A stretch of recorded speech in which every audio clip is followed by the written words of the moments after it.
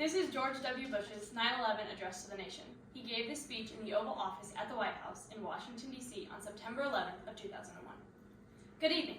Today our fellow citizens, our way of life, our very freedom, came under attack in a series of deliberate and deadly terroristic attacks.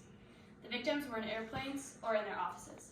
Secretaries, businessmen and women, military and federal workers, moms, dads, friends, and neighbors. Thousands of lives were suddenly ended by an evil, despicable act of terror.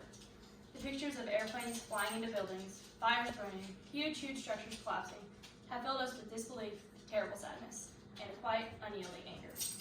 These acts of mass murder were intended to frighten our nation into chaos and retreat, but they have failed. Our country is strong.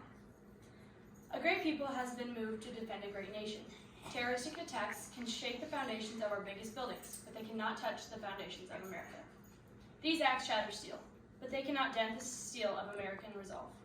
America was targeted for attack because we're the brightest beacon for freedom and opportunity in the world, and no one will keep that light from shining.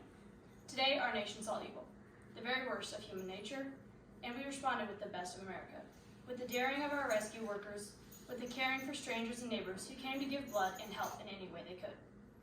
Immediately following the first attack, I implemented our government's emergency response plan. Our military is powerful and it's prepared.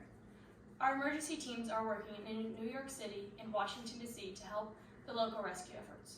Our first priority is to get help to those who have been injured and to take every precaution to protect our citizens at home and around the world from further attacks. The function of our government continues without interruption. Federal agencies in Washington, which had to be evacuated today, are reopening for essential personnel tonight and will be open for business tomorrow. Our financial institutions remain strong and the American economy will be open for business as well.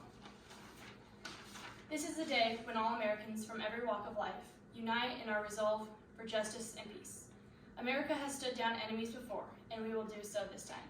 None of us will ever forget this day, yet we go forward to defend our freedom and all that is good and just in our world.